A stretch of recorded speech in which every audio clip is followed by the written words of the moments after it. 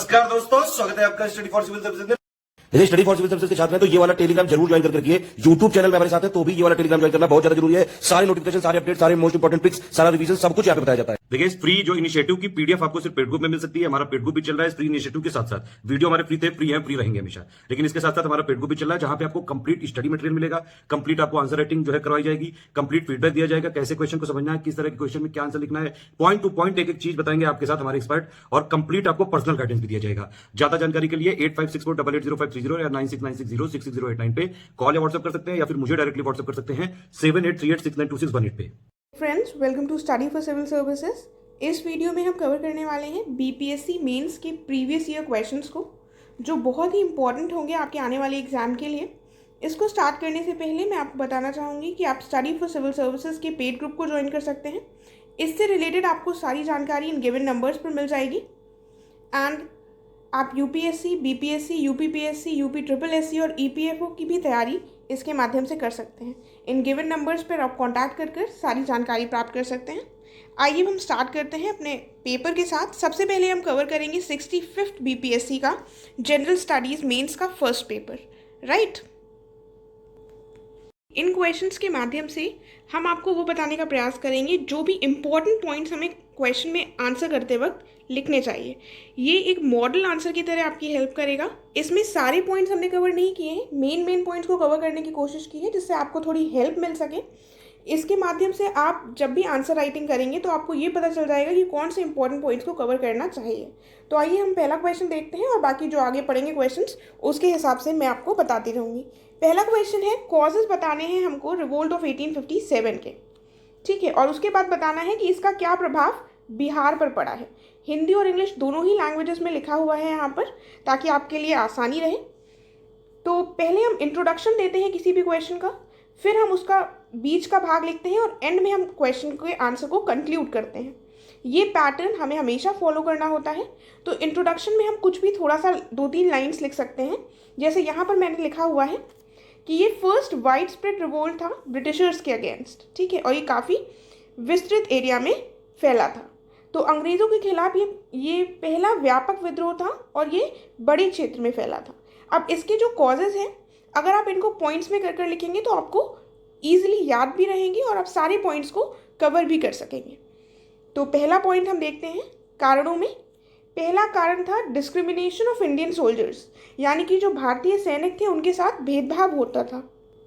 देखिए, इसमें लिखा हुआ है कि बिहार में विद्रोह जून 1857 में देवघर जिले के रोहिणी गांव से प्रारंभ हुआ था, ठीक है। वही चीज़ इंग्लिश में लिखी हुई है और वही चीज़ हिंदी में लिखी हुई है।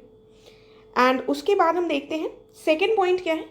देखिए, इसमें तो हम पॉइंट्स को कवर कर रहे हैं, लेकिन कोई भी जैसे आपसे कॉज पूछा जाता है तो उसके लिए एक छोटा सा आइडिया है, ध्यान रखिएगा। जैसे किसी भी चीज़ का कोई सोशल कॉज होगा, रिलीजियस कॉज होगा, पॉलिटिकल कॉज होगा, ठीक है, इकोनॉमिकल कॉज होगा। तो इस तरह से अगर आप किसी भी चीज़ के पॉइंट्स को याद करेंगे तो आप भूलेंगे नहीं। वैसे ही हम इसमें आ जाते हैं फिर से अपने आंसर में।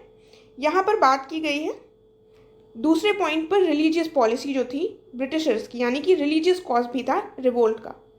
और इसमें क्या कहा गया है कि it emphasised on Christianity which led to dissatisfaction. इसके माध्यम से ईसाइयत पर जोर दिया जाता था और जिसने भारतीयों के मन में असंतोष पैदा किया। फिर हम देखते हैं कि बिहार जो ब्रिटिश पॉलिसी थी ये लैंडलॉर्ड्स के अगेंस्ट थी, ये ज़मींदारों के खिलाफ थी ब्रिटिश नीति, और उनकी भूमिका का मुख्य कारण भी बनी, क्योंकि जो ज़मींदार थे उन्होंने बढ़ चढ़कर इसमें भाग लिया था। बाबू कुंवर सिंह जगदीशपुर के ज़मींदार ही थे। इनका नाम आपने सुना होगा कि जगदीशपुर को इन्होंने रिप्रेजेंट किया था, तो ये ज़मींदार थे वहाँ के। नेक्स्ट पॉइंट आता है अदर रीजंस भी हैं। उनमें क्या क्या आ जाएगा, एक्सप्लॉयटेशन फार्मर्स का, यानी कि जो फार्मर्स का शोषण हुआ करता था। और इसके बाद एक जो इमीडिएट कॉज बनकर उभरा था वो था ग्रीस्ड कार्ट्रिजेस, यानी कि जो चर्बी वाले कारतूस थे उनका उपयोग होने लगा था, राइट। देखिए, यहाँ पर मैंने सारे कारणों को नहीं लिखा है, कुछ इंपॉर्टेंट कारण लिखे हैं। इसके अलावा जो पॉलिटिकल कारण थे उसमें हमारी सब्सिडियरी लाइन्स आ जाती है, डॉक्ट्रिन ऑफ लैप्स, इन सारी वजहों से भी ये रिवोल्ट हुआ था। इसके अलावा हम देखें तो सोशियो रिलीजियस कारण भी देखे जाते हैं, सामाजिक कारण, जिनमें क्या आता था, ये सुपीरियॉरिटी आती थी क्रिश्चियंस की, जिनको हमने यहाँ पर रिलीजियस में लिखा हुआ है। इसके साथ ही जो उस समय पर हिंदूज और मुस्लिम्स थे उनको नीचा दिखाने का प्रयास किया जाता था, उनके धर्म को नीचा दिखाया जाता था। जो क्रिश्चियन मिशनरीज थी वो कन्वर्जन पर एम्फेसाइज कर रही थी। ठीक है, तो आप ऐसा भी कर सकते हैं कि जैसे ऐसा कॉजेज़ का क्वेश्चन आता है तो आप पहले इकोनॉमिक कॉजेज़ हेडिंग डालें और उसके बाद उसके पॉइंट्स लिखने कि जो किसान थे उनका शोषण हो रहा था और जो आर्टिसंस और हैंडीक्राफ्ट्स थे उनका भी शोषण हो रहा था। इस तरह से आपने इकोनॉमिक कॉज लिख दिया। उसके बाद आप लिखिए पॉलिटिकल कॉज, जिसमें आप subsidiary alliance, doctrine of lapse, ये सारे रीजंस लिख सकते हैं। फिर आप एडमिनिस्ट्रेटिव रीजंस लिख सकते हैं। इसमें ये क्या क्या क्या आएगा कि जो इंडियन एरिस्टोक्रेसी थी उसके पास कोई भी अब पावर नहीं रह गई थी और जो मिलिट्री सर्विसेज थी उसमें जो सबसे उच्च पोजीशन दी जाती थी भारतीयों को वो सिर्फ सूबेदार की ही थी। ठीक है, तो ये सारे कारण मिलकर इस रिवोल्ट के रूप में सामने आए थे। उसके बाद सोशियो रिलीजियस कारण भी हम कह सकते हैं, तो उसमें हमारा आ जाएगा सुपीरियॉरिटी कॉम्प्लेक्स जो था क्रिश्चियंस का, और इन्फीरियर दिखाते थे हिंदूज और मुस्लिम्स को। ठीक है, इसके साथ ही रिलीजियस डिसेबिलिटीज़ एक्ट भी लाया गया था 1856 में। ये एक प्रीलिम्स के पॉइंट ऑफ व्यू से इम्पॉर्टेंट पॉइंट है, रिलीजियस डिसेबिलिटीज़ एक्ट 1856 का। इसमें क्या हुआ था, इसमें बात की गई थी कि अगर कोई पुत्र अपना रिलीजन बदल देता है तो उसको डिबार नहीं किया जाएगा अपने पिता की संपत्ति लेने से। ठीक है, तो इस तरह से वो क्रिश्चियनिटी में परिवर्तन करवा रहे थे और ऐसे कानून ला रहे थे ताकि और ज़्यादा से ज़्यादा कन्वर्जन हो सके। ठीक है, और उसके बाद मिलिट्री कॉज में आप ये लिख सकते हैं कि लैंडलॉर्ड्स को एक पॉइंट हो जाएगा हमारा लैंडलॉर्ड्स वाला, और मिलिट्री कॉज में जो दूसरा पॉइंट हो जाएगा वो हो जाएगा कि जो सोल्जर्स थे उनके साथ डिस्क्रिमिनेशन होता था। तो इस तरह से भी हम पॉइंट्स में कर लिख सकते हैं, वो आपको ईजिली लर्न रहेंगे। बाकी लिखने को हम ऐसे भी लिख सकते हैं। फिर हम आते हैं इम्पैक्ट में। देखिए, क्वेश्चन अगर हमसे दोनों चीज़ें पूछ रहा है, कॉजेज और इम्पैक्ट, तो हमें वर्ड लिमिट भी ध्यान रखनी होगी। हमें चाहे जितने भी पॉइंट्स पता हो हम सारे पॉइंट्स नहीं लिख सकते हैं, तो ये इस बात का ध्यान रखिएगा। इम्पैक्ट देख लेते हैं। इसमें बात की गई है कि प्रभाव क्या क्या हुआ था 1857 के रिवोल्ट का। तो सबसे इम्पॉर्टेंट जो था वो था एक्ट ऑफ 1858। 1858 का ये एक्ट आया था। इसके परिणाम स्वरूप क्या हुआ था, जो कंपनी के पास अभी तक पावर्स थी वो किसके पास चली गई थी, क्राउन के पास। ठीक है, सत्ता का हस्तांतरण हो गया था, और जिसको अभी तक हम गवर्नर जनरल कह रहे थे इंडिया का, अब वो वाइसरॉय की भूमिका में आ गए थे। उसके बाद आता है जो टेरिटोरियल एक्सपेंशन था, यानी कि जो प्रादेशिक विस्तार की नीति थी वो फाइनली समाप्त हो गई थी। इसके बाद से जो ब्रिटिशर्स थे उन्होंने अपनी टेरिटरी को एक्सपैंड करने की कोशिश नहीं की, वो करना बंद कर दिया था।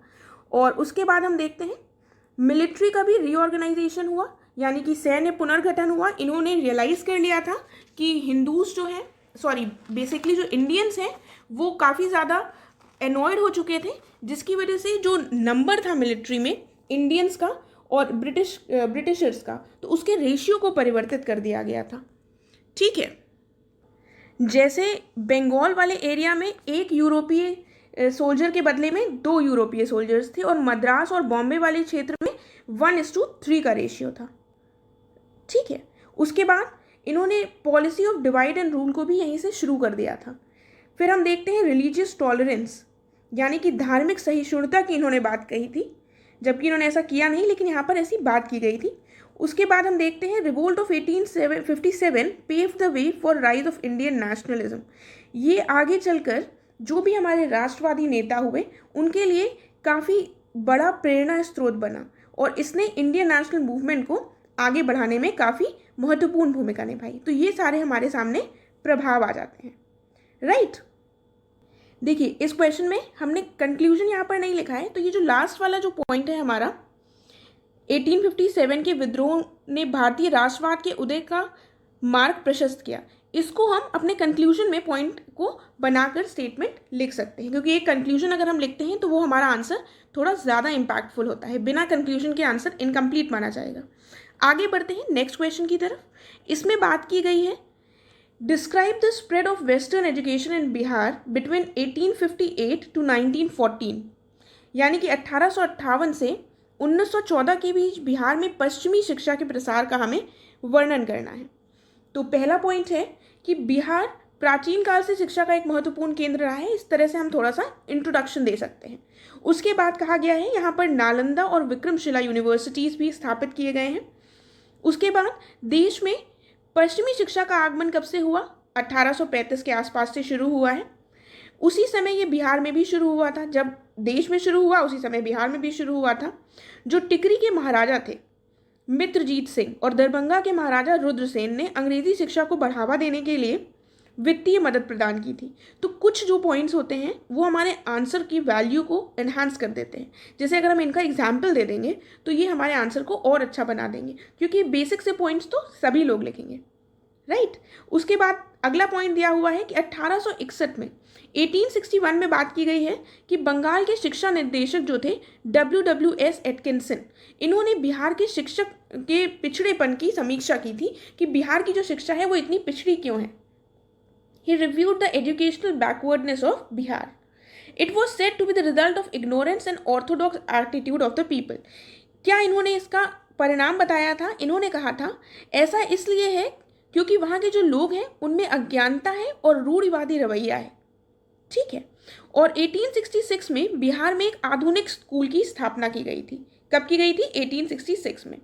और उसके बाद हम देखते हैं कि जज जो थे गिरीश चंद्र घोष, इन्होंने स्टैब्लिश किया था एक गर्ल्स स्कूल पटना में, राइट। फिर आगे बढ़ते हैं। आगे बताया गया है कि 1874 में पटना में एक सर्वे स्कूल स्थापित किया गया था और यहाँ पर इंजीनियरिंग की पढ़ाई से ये संबंधित था। और इसको बाद में क्या कहा गया? Bihar college of engineering. इसी को बिहार कॉलेज ऑफ इंजीनियरिंग के रूप में बाद में जाना गया। आगे कहा गया है कि शिक्षा और रोजगार की कमी के कारण जो लीडर्स के नाम बताए गए हैं, अनुग्रह नारायण, उसके बाद नंद किशोर लाल, कृष्ण साहे, सच्चिदानंद सिन्हा, ये जो लीडर्स थे इन्होंने बिहार को बंगाल से अलग करने की भी मांग की थी, क्योंकि इनको ऐसा लगता था कि बंगाल में अगर बिहार है तो वहाँ पर उसके ऊपर इतना ध्यान नहीं दिया जा रहा है, इसीलिए बिहार का शिक्षा का जो क्षेत्र है वो उतना विकसित नहीं हो पा रहा है। और 1912 में बिहार को बंगाल से अलग कर दिया गया था और पटना विश्वविद्यालय की स्थापना 1917 में की गई थी। देखिए ये थोड़े पॉइंट्स ऐसे हैं जो हमें लर्न होने चाहिए। अगर ऐसा क्वेश्चन आ रहा है तो हमें ये पॉइंट्स लिखने ज़रूरी हो जाते हैं, राइट। उसके बाद कहा गया है कि शुरुआत में पश्चिमी शिक्षा का प्रसार धीमा था, जो बिहार प्रांत के अलग होने के बाद धीरे धीरे बढ़ता गया। तो जो वेस्टर्न एजुकेशन थी स्टार्टिंग में बिहार वाले एरिया में धीमी थी, लेकिन जब बिहार प्रोविंस अलग हो गया था बंगाल से तो यहाँ पर शिक्षा का प्रसार पहले से बेहतर देखने को मिलता है। देखिए इस क्वेश्चन में हमको 1858 से 1914 के बीच का ही डिस्क्रिप्शन देना था, इसलिए इस पॉइंट को ध्यान रखिएगा। और हमसे वेस्टर्न एजुकेशन पूछा गया है मेनली बिहार के संदर्भ में, ठीक है, बिहार के संदर्भ में पूछा गया है, लेकिन हमें बताना पूरे देश के संदर्भ में होगा और उसके बाद जो बिहार से रिलेटेड हमें इंपॉर्टेंट पॉइंट्स पता है वो बताने होंगे। तो थोड़ा सा इसका इंट्रोडक्शन इस तरह से हम दे सकते हैं। जो यहाँ पर हमने लास्ट पॉइंट डिस्कस किया है उसको हम कंक्लूजन में लिख सकते हैं कि स्टार्टिंग में जो पश्चिमी शिक्षा का प्रसार था वो धीमा था, लेकिन आगे चलकर धीमे धीमे यहाँ पर वृद्धि देखने को मिलती है। वैसे ही हम फर्स्ट क्वेश्चन को एक बार फिर से देखते हैं। यहाँ पर जो प्रभाव की बात की गई है, यहाँ पर हमको बताना है क्या प्रभाव हुआ, बिहार पर इसका क्या प्रभाव पड़ा। तो आपको पता है रिवोल्ट ऑफ 1857 का प्रभाव सिर्फ बिहार तक तो सीमित नहीं था, पूरे देश पर इसका प्रभाव पड़ा है। तो आप उसको बिहार के प्रभाव ना बताकर एग्जैक्टली इंडिया का प्रभाव भी बता सकते हैं, क्योंकि यहाँ पर आप बिहार का अलग से प्रभाव नहीं बता पाएंगे, राइट। थोड़ा सा इसमें एग्जाम्पल्स देकर इंक्लूड कर सकते हैं बिहार का, बाकी आप इंडिया पर जो इसका इम्पैक्ट पड़ा उसको लिखेंगे। तो हम देखते हैं अगला क्वेश्चन, अपने थर्ड क्वेश्चन की तरफ बढ़ते हैं। इसमें हमको स्वामी सहजानंद और किसान सभा जो मूवमेंट थी इसके ऊपर एक छोटा सा नोट लिखना है। तो पहले तो हम बताएंगे स्वामी सहजानंद के बारे में। तो इन्होंने एक बहुत ही सिग्निफिकेंट रोल प्ले किया है किसान सभा मूवमेंट में, राइट। इन्होंने किसान सभा आंदोलन में महत्वपूर्ण भूमिका निभाई है। किसान सभा का गठन कब हुआ था? 1923 में मुंगेर में मोहम्मद जुबैर और श्री कृष्ण सिंह ने किया था। और बात कही गई है कि स्वामी सहजानंद आंदोलन को गति देने वाले एक महत्वपूर्ण व्यक्ति थे। स्थापित इनके द्वारा कर दी गई थी मोहम्मद जुबैर और श्री कृष्ण सिंह के द्वारा, लेकिन इन्होंने गति प्रदान की थी। उसके बाद 1929 में किसानों के अधिवास अधिकारों पर जमींदारी हमलों के खिलाफ उनकी शिकायतों को जुटाने के लिए बिहार प्रांतीय किसान सभा का गठन किया गया था। ये 1929 में किया गया था। देखिए इंग्लिश और हिंदी दोनों में ही लिखा हुआ है, दोनों ही बातों को इंग्लिश और हिंदी में पढ़ना मुझे यहाँ पर सही नहीं लग रहा है, इसीलिए मैं एक ही लैंग्वेज में पढ़ रही हूँ। आप दूसरी लैंग्वेज देखते चलिएगा। इन केस आपको कोई प्रॉब्लम है तो आप उसको कमेंट सेक्शन में लिखिएगा। मैं नेक्स्ट वीडियो में दोनों ही लैंग्वेजेस को बताने की कोशिश करूँगी, ठीक है।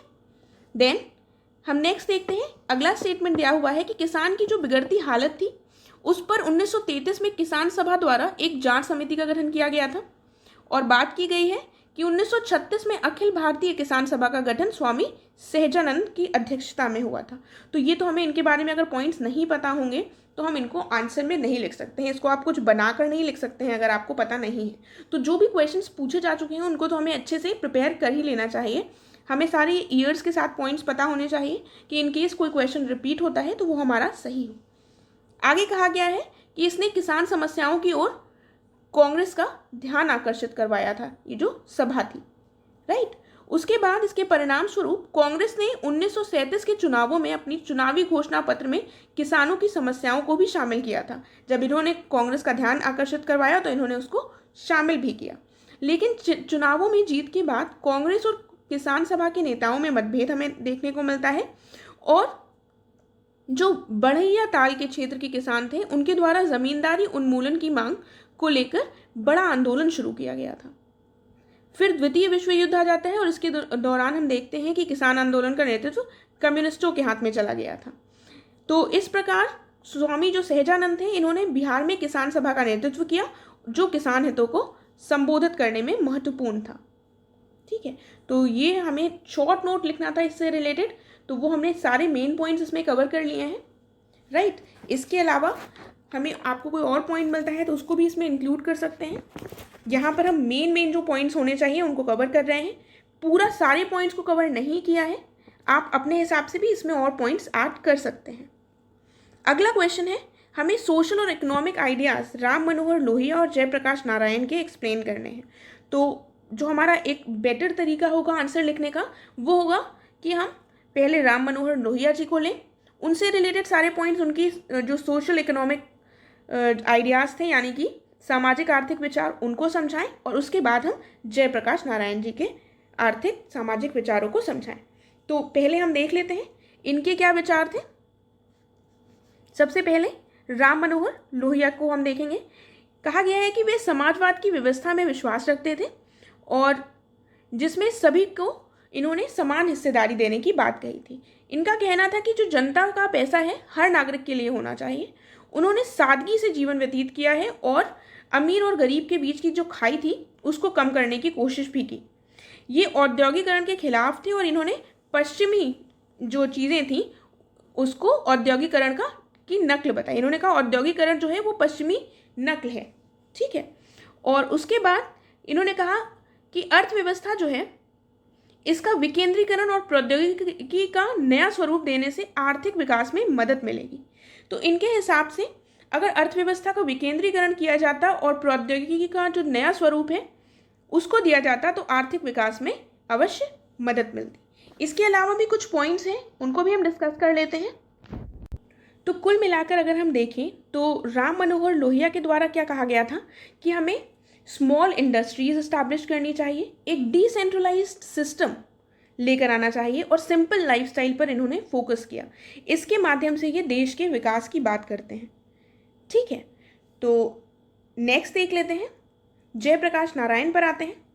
इन्होंने क्या कहा है, ये भी समाजवादी विचारों के ही समर्थक थे, यानी कि ये भी सोशलिस्टिक आइडियाज़ के ही को बिलीव करते थे और इन्होंने भी महात्मा गांधी की तरह सर्वोदय को अंतिम लक्ष्य बताया, ठीक है। सर्वोदय मतलब सबका उदय, राइट।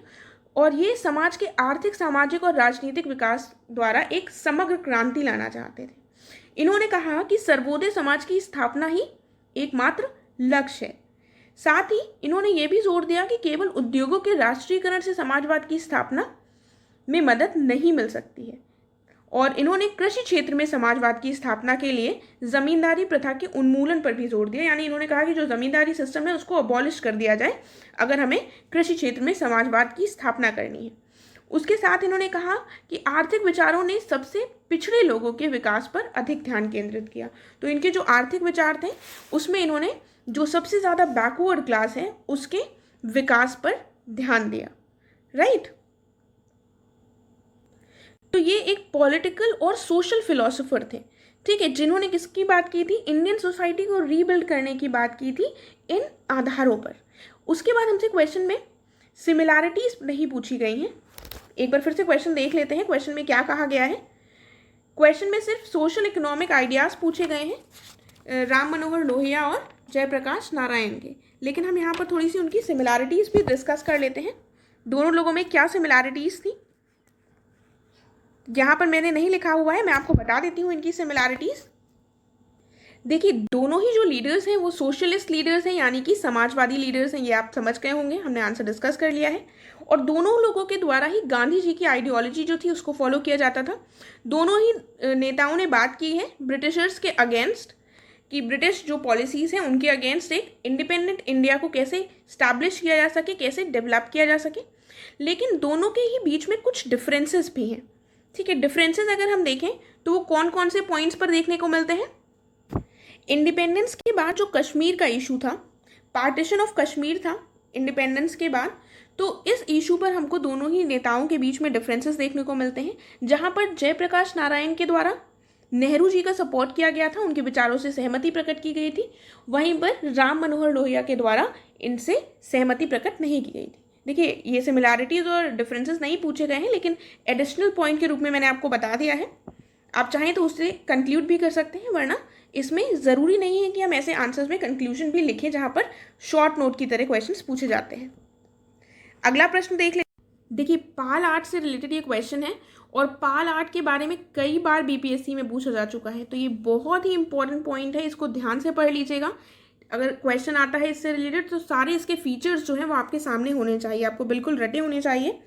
तो ये जो पाल आर्ट थी, पाल आर्ट और आर्किटेक्चर, इसके बारे में पहले हम थोड़ा सा इंट्रोडक्शन देख लेते हैं। जो पाल डायनेस्टी थी, जिसके संस्थापक गोपाल थे, फाउंडर गोपाल थे, इन्होंने पाल डायनेस्टी स्टैब्लिश की थी। और इसी समय पर जो आर्ट और आर्किटेक्चर डेवलप हुआ उसको पाल आर्ट एंड आर्किटेक्चर कहा जाता है। तो पाल काल के दौरान कला और वास्तुकला काफ़ी ज़्यादा विकसित हुई थी। इमारतें मुख्य रूप से इस समय पर ईंट की बनी होती थी, और यहाँ पर ओदंडपुरी, नालंदा, विक्रमशिला, महाविहार, ये सारे उदाहरण हैं, ठीक है। आगे देखते हैं। मंदिर, स्तूप और विहार नालंदा में बनाए गए थे, और धर्मपाल ने नालंदा विश्वविद्यालय का नवीनीकरण किया था। इस अवधि के दौरान कांस्य और पत्थर की मूर्तिकला की एक नई शैली का उदय हुआ। धीमन और भिटपाल मूर्तियों के मुख्य प्रवर्तक थे। मूर्तियों में मुख्य रूप से बुद्ध, बोधिसत्व, मैत्रेय, तारा की मूर्तियां भी शामिल थी। हिंदू देवताओं की मूर्तियां भी बनाई जाती थी इसमें, ठीक है, स्कल्पचर्स ऑफ हिंदू डीटीज। उसके बाद बात की गई है पत्थर की मूर्तियां जो थी ये मुख्य रूप से काले बेसाल्ट पत्थर से बनी होती थी, ठीक है। तो ऐसे पॉइंट्स को हम हाईलाइट कर सकते हैं, अंडरलाइन कर सकते हैं अपने आंसर में, क्योंकि इंपॉर्टेंट होते हैं। और इस प्रकार पाल अवधि ने, जो पाल शासन की जो अवधि थी, इसने एक उन्नत कला और वास्तुकला को देखा था, जो स्थिर राजनीतिक और आर्थिक स्थिति का भी प्रतीक है, ठीक है। जिस भी डायनेस्टी के समय पर हम अगर अच्छा आर्ट और आर्किटेक्चर देख रहे हैं तो ये रिप्रेजेंट करता है कि उस समय पर पॉलिटिकल स्टेबिलिटी थी और जो इकोनॉमी थी वो भी अच्छा कर रही थी। क्योंकि जब हम इन सारी चीज़ों से, पॉलिटिकल और इकोनॉमिकल प्रॉब्लम से अगर जूझ रहे होंगे तो आर्ट एंड आर्किटेक्चर उस समय का डेवलप नहीं हो सकता। इस तरह से कुछ पॉइंट्स को रिलेट कर कर हम अपने दिमाग में अगर रखें तो हमें हिस्ट्री पढ़ना ईजी हो जाता है, राइट। आगे बात की गई है बौद्ध धर्म से इसकी संबंध की। तो बौद्ध धर्म से ये कैसे संबंधित था ये भी देख लेते हैं। देखिए, जो पाल डायनेस्टी के रूलर्स थे ये बौद्ध धर्म के अनुयायी थे, यानी कि फॉलोअर्स थे बुद्धिस्ट रिलीजन के। तो इनका जो प्रभाव है, बौद्ध प्रभाव, इस पर हमें ज़रूर देखने को मिलेगा। और इसमें कहा गया है कि उस समय पर नालंदा, विक्रमशिला और ओदनपुरी जो यूनिवर्सिटीज़ थी ये कला और वास्तुकला के प्रसिद्ध केंद्र थे। जो बुद्ध की पत्थर की मूर्तियाँ और अन्य रूप थे, जैसे कि मंजूश्री और बोधिसत्व, ये भी यहाँ पर पाए जाते हैं।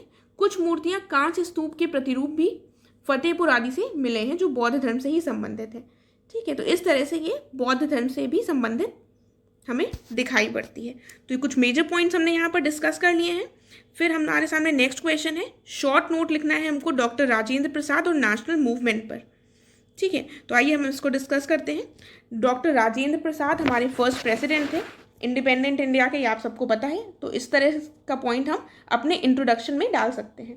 और ये भारतीय राष्ट्रीय आंदोलन के प्रमुख नेताओं में से एक थे, ये भी लिख सकते हैं। और उसके बाद इन्होंने 1906 में भारतीय राष्ट्रीय कांग्रेस के कलकत्ता सत्र में एक स्वयं सेवक के रूप में भाग लिया। देखिए ये पॉइंट हमारा प्रिलिमिनरी एग्जाम के पॉइंट ऑफ व्यू से भी इम्पॉर्टेंट हो जाता है, ठीक है। और औपचारिक रूप से इन्होंने 1911 में पार्टी में ये शामिल हुए थे। ये गांधी जी से काफ़ी ज़्यादा प्रभावित थे और 1920 में असहयोग आंदोलन के साथ इन्होंने खुद को स्वतंत्रता आंदोलन के लिए समर्पित कर दिया था। उसके बाद इन्होंने बिहार में आंदोलन का नेतृत्व किया और पटना में नेशनल कॉलेज की शुरुआत भी इनके द्वारा 1921 में की गई थी। और इन्होंने 1934, 1939, 1947 में बॉम्बे सत्र ऑफ INC की अध्यक्षता की, यानी कि जो बॉम्बे सेशन था इंडियन नेशनल कांग्रेस का, उसकी इन्होंने अध्यक्षता की थी 1934, 1939 और 1947 में, यानी कि 3 बार इन्होंने अध्यक्षता की थी। 1911 में ये पार्टी में शामिल हो गए थे फॉर्मली और 1920 में इन्होंने असहयोग आंदोलन के साथ पूर्णतः समर्पित हो गए थे स्वतंत्रता आंदोलन में, ठीक है। तो इस तरह के पॉइंट्स प्रिलिमिनरी पॉइंट एग्जाम के पॉइंट ऑफ व्यू से भी इंपॉर्टेंट है, तो इनको ध्यान से देखिएगा। आगे देखते हैं हम, इन्होंने भारत छोड़ो आंदोलन में भी महत्वपूर्ण भूमिका निभाई थी और इनको गिरफ्तार कर लिया गया था और बांकीपुर जो सेंट्रल जेल थी वहाँ पर रखा गया था। इसके बाद हम देखते हैं कि 1946 में अंतरिम जो सरकार थी इसमें इनको खाद्य और कृषि मंत्री के रूप में नियुक्त किया गया था और संविधान सभा के अध्यक्ष के रूप में भी इनको चुना गया था, ये भी पता होगा आपको। और 1962 में भारत रत्न से भी इनको सम्मानित किया गया था, तो इनको भारत रत्न भी मिल चुका है। तो ये पॉइंट्स इंपॉर्टेंट थे यहाँ पर, इनको हमने सब डिस्कस कर लिया है। राजेंद्र प्रसाद की भूमिका के बारे में हमसे यहाँ पर पूछा गया था और राष्ट्रीय आंदोलन में उनकी जो भूमिका थी उसको हमने पूरा डिस्कस कर लिया है, ठीक है। आगे देखते हैं Gandhi ji views on caste and religion, यानी कि जाति और धर्म पर गांधी जी के विचार पर भी हमको एक शॉर्ट नोट लिखना है। तो देख लेते हैं इसके लिए इंपॉर्टेंट पॉइंट्स क्या क्या होंगे। देखिए जब शॉर्ट नोट का कोई क्वेश्चन आता है हमारे सामने तो उसमें आपके लिए ये ज़रूरी नहीं है कि आप उसको कंक्लूड ज़रूर करें। कंक्लूजन आप जब आंसर राइटिंग करने लगेंगे तो आपको समझ आ जाएगा कि हर क्वेश्चन में हमारे सामने कंक्लूजन नहीं होता है। कुछ ऐसे एक्सेप्शंस होते हैं जिसमें हमें कंक्लूजन लिखना इंपॉर्टेंट नहीं होता है, हम उसको ऐसे भी एंड कर सकते हैं। अदरवाइज तो जो पूरा फॉर्मेट होता है उसी को फॉलो करना होता है, इंट्रोडक्शन, मेन बॉडी और कंक्लूजन। ये तो हमें ऑलमोस्ट 90% क्वेश्चंस में करना होता है, लेकिन कुछ क्वेश्चंस में हम बिना कंक्लूजन के भी छोड़ सकते हैं अगर वहाँ पर ऐसी ज़रूरत है तो, ठीक है। तो आइए अब हम देख लेते हैं। तो जो गांधी जी थे ये विश्व मानवता में विश्वास करते थे, ठीक है। वे जातिगत भेदभाव, छुआछूत, सामाजिक जो अन्याय था, महिलाओं की अधीनता, इन सब चीज़ों के खिलाफ थे, ये आपको अच्छे से पता है। और इन्होंने वर्ण व्यवस्था और जाति व्यवस्था में सुधार पर जोर दिया था। इन्होंने व्यवस्था की कमियों को दूर करने के लिए बहुत प्रयास किए। तो यहाँ पर जो इम्पोर्टेंट पॉइंट ये है कि इन्होंने इन दोनों ही व्यवस्थाओं में सुधार की बात की थी। इन्होंने ये नहीं कहा था कि इन व्यवस्थाओं को समाप्त कर दिया जाए, इन्होंने कहा इनमें सुधार लाना चाहिए। फिर हम देखते हैं इन्होंने समानता और मानव अधिकारों की भी वकालत की थी, ठीक है, यानी कि इक्वालिटी और ह्यूमन राइट्स की बात की थी। और इन्होंने दलितों को हरिजन कहा और साथ ही मानव कल्याण को इन्होंने धर्म माना था। और इन्होंने भगवत गीता से विशेष इनको लगाव था, इसे वे धार्मिक ज्ञान से परे मानते थे। इसको इन्होंने ये नहीं कहा कि ये धर्म से रिलेटेड है, ये धर्म के ऊपर इन्होंने भगवत गीता को बताया। उसके बाद इन्होंने धार्मिक मतभेदों के खिलाफ लड़ाई भी लड़ी और इनका दर्शन सर्वोदय पर आधारित था, ठीक है। तो ये कुछ पॉइंट्स थे गांधी जी के कास्ट और रिलीजन से संबंधित जिनको हमने डिस्कस कर लिया है, राइट। उसके बाद दलित मूवमेंट जो बिहार में था, बिहार में दलित आंदोलन, इससे संबंधित भी हमको एक शॉर्ट नोट लिखना है, तो इसको भी देख लेते हैं। देखिए दलित बेसिकली कौन होते हैं, अनुसूचित जाति के जो लोग हैं, यानी कि शेड्यूल्ड कास्ट, इनको हम दलित कहते हैं, ठीक है। और बिहार की जो कुल आबादी है उसमें लगभग 16% दलित हैं। इनमें 90% से अधिक ग्रामीण क्षेत्रों में रहते हैं, ठीक है। तो मतलब 16% जो बिहार में रहते हैं, इनमें भी जो 90% हैं वो रहते हैं ग्रामीण क्षेत्रों में। और भारत में दलितों को सामाजिक अपमान का सामना करना पड़ा है, ये आपको पता है, आपने हिस्ट्री पढ़ी है। तो नेक्स्ट पॉइंट देखते हैं। बिहार में दलित आंदोलन में बहुत सारे दलित नेताओं ने भाग लिया और इन नेताओं में कौन महत्वपूर्ण है, जगजीवन राम, जो कि पहले दलित सांसद भी बने हैं। लोक जनशक्ति पार्टी ने दलितों के सवालों पर ध्यान केंद्रित किया था, जो लोक जनशक्ति पार्टी थी। इसने सबसे पहले दलित के जो भी प्रॉब्लम्स थे उन पर ध्यान केंद्रित किया, लेकिन ये कोई बड़ा बदलाव नहीं ला सकी थी। उसके बाद हम देखते हैं कि राजनीतिक दल बिहार और देश के अन्य राज्यों में अपने लाभ के लिए जाति का उपयोग करते रहे हैं। ये हम आज भी देख रहे हैं, ये आज भी सेम ही चीज़ें चल रही हैं। तो फिलहाल क्वेश्चन पर वापस आते हैं। उसके बाद कहा गया है दलितों की स्थिति में सुधार हुआ है, लेकिन बहुत ही धीमी गति से। तो धीमी गति से आज हम काफ़ी ज़्यादा इम्प्रूवमेंट्स देखते हैं दलितों की स्थिति में, लेकिन पूर्णतः सारे सुधार नहीं देखने को मिलते हैं। बिहार के पंचायती राज में विशेष दलित आरक्षण दलितों के कल्याण और उन्नति के लिए था, लेकिन इससे कुछ ही लोगों का फायदा हुआ है। आपको पता है रिजर्वेशंस भी जो आज दिए जा रहे हैं, उनका जो मेन जिनको ज़रूरत है उनको लाभ नहीं हो पा रहा है। तो उसके बाद कहा गया है यद्यपि बिहार में एक बड़े और दीर्घकालिक दलित आंदोलन की अनुपस्थिति रही है, फिर भी इसने दलित अधिकारों के बारे में लोगों को जागरूक किया है। तो एक कोई बड़ा ऐसा आंदोलन नहीं चला दीर्घकालिक, लेकिन फिर भी काफ़ी सारे हमें इम्प्रूवमेंट्स देखने को मिलते हैं। और एक चीज़ और ध्यान रखिएगा, कभी भी कोई भी क्वेश्चन अगर आप कंक्लूड कर रहे हैं तो उसका कंक्लूजन एक पॉजिटिव एटीट्यूड के साथ हमें करना है। हमें कोई भी चाहे कैसा भी क्वेश्चन हो, अगर आपसे कोई भी आलोचनात्मक क्वेश्चन भी पूछा गया है तो एक हमें वे फॉरवर्ड देकर कंक्लूड करना होता है। कोई भी आंसर नेगेटिव पॉइंट पर कंक्लूड ना करें, ऐसा प्रयास करें। ठीक है, देखिए कुछ क्वेश्चन है, ये करंट अफेयर्स से रिलेटेड क्वेश्चन है, इनको मैंने डिस्कस नहीं किया है। ये हर बार क्वेश्चंस पूछे जाते हैं करंट अफेयर्स से, तो जो भी उस समय के इंपॉर्टेंट करंट अफेयर्स होंगे वो इंपॉर्टेंट होंगे। लेकिन अगर ये क्वेश्चंस आप देख लेंगे तो आप ये समझ जाएंगे कि किस तरह से करंट अफेयर्स को ये लोग उठाते हैं। ठीक है, तो आपको पता है कोविड-19 बहुत ही ज़्यादा चर्चा में था और अभी भी है, तो इससे रिलेटेड एक क्वेश्चन आया था, discuss the pattern of global spread of कोविड-19 pandemic with reference to international migration and trade. ठीक है, और उसके बाद वर्ल्ड हैप्पीनेस रिपोर्ट के वेरिएबल्स पूछे गए थे और पूछा गया था कि नॉर्डिक जो कंट्रीज़ हैं यहाँ पर ये टॉप रैंकिंग इनकी क्यों रहती है। एक और क्वेश्चन था कि जो बुश फायर इन ऑस्ट्रेलिया हुआ था और अमेजॉन बर्न हुआ था ब्राज़ील में, इसके कॉजेज और इम्पैक्ट्स क्या हैं। तो ये चर्चा के विषय रहे हैं, करंट अफेयर्स में काफ़ी ज़्यादा थे, इसीलिए क्वेश्चन पूछे गए। और इसके बाद एक और क्वेश्चन पूछा गया था, हमें बताना है सोशियो इकोनॉमिक और इकोलॉजिकल इम्प्लीकेशंस कोविड-19 लॉकडाउन के। तो ये भी आपने पढ़े होंगे। और मिशन शक्ति पर भी क्वेश्चन पूछा गया था। तो अगर आप अच्छे से करंट अफेयर्स पढ़ रहे हैं तो ऐसे क्वेश्चंस अगर आपसे एग्जाम में पूछे जाएंगे तो उनको आप अच्छे से कवर कर लेंगे। तो इसके साथ हमारा ये कंप्लीट हुआ 65th बीपीएससी जीएस पेपर 1। हम स्टैटिस्टिक्स के क्वेश्चंस इसमें डिस्कस नहीं कर रहे हैं, जो बाकी क्वेश्चंस हैं उनको डिस्कस कर रहे हैं। और आगे हम बढ़ेंगे तो हम और आपको बताएंगे कि कोई जो क्वेश्चन इररिलेवेंट हो चुका होगा आज के समय के लिए, जो करंट अफेयर्स के होंगे मेनली, तो उनको हम डिस्कस नहीं करेंगे। ये रीसेंट पेपर था इसलिए मैंने इसके क्वेश्चंस उठा लिए हैं ताकि आप इनको देख सकें और आपको समझ आ सके कि कैसे करंट अफेयर्स के क्वेश्चंस पूछे जाते हैं। अगर आपको कोई भी डाउट है तो कमेंट कीजिएगा, मैं उसको क्लियर करने की कोशिश करूँगी। और नेक्स्ट वीडियो में मिलते हैं। Thank you so much.